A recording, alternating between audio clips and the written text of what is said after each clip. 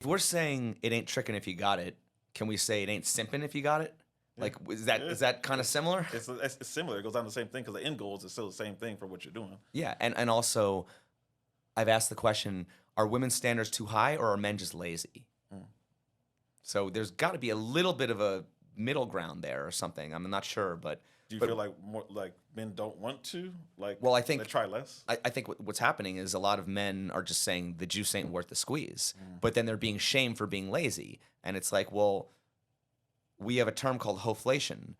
Why are men today expected to bring more to the table than they ever have for women who bring less to the table than they ever have? And if we're telling men to boss up and level up and bring even more to the table for a quality of women that is just far inferior to what women of the past were, are we not feeding the very hoflation problem that we're complaining about? Yeah, very true. We're overpaying.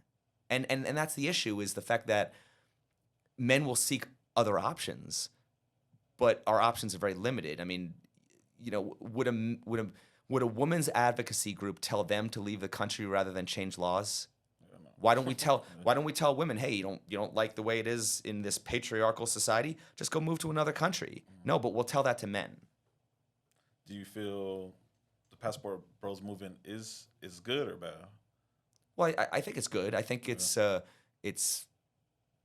best. I mean, I was just in Japan, and it's a completely different culture. I mean, I was going to say that just aside from dating, it's the cleanest, safest, quietest country I've been in. I mean, Yeah, we could learn a lot from their culture. You come back to America, you come back to Vegas, and you just see how dirty and trashy and ghetto it is. Yeah. Okay. But I think that people have always sought greener pastures throughout history. If they feel like there's the grass is greener on the other side of the fence, go explore that option. But that's not necessarily the best option for most men. Men don't want to have to necessarily leave their families or go learn a new language or go start over. And a lot of times for these passport bros, what ends up happening is they're told, if you do go to another country, stay in that country. Don't bring her back here because she'll become Americanized, and then she's subject to all the laws here. So once again, we're admitting that the laws are the problem. I mean, even Andrew Tate, who's this high-value top G, had to stay in Romania. True. It's true.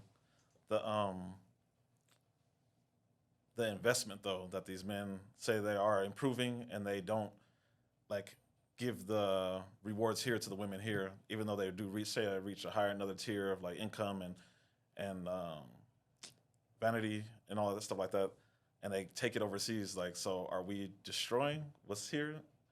Like, basically, like they're self-improving, but they're taking like all their worth and their value like to another country instead of maybe trying to better the women here. Well, I mean, I honestly think that you can't necessarily you can incentivize the women to want to do better here, I suppose, but you can't really. In some cases, I've heard a lot of guys are going overseas and then they're spoiling the women in other countries and then turning them, Basically what's over here. to what's over here, and they're spoiling them and making them entitled over there too. I don't know. I mean, obviously, I think it depends on what type of country you go to. If you go to a foreign country that's first world, or you go to some backwoods country where they have no Technology infrastructure or something like that, I suppose. But what's crazy is, social media, everyone's got a cell phone now. So it's kind of like Instagram, and it's going to basically be everywhere.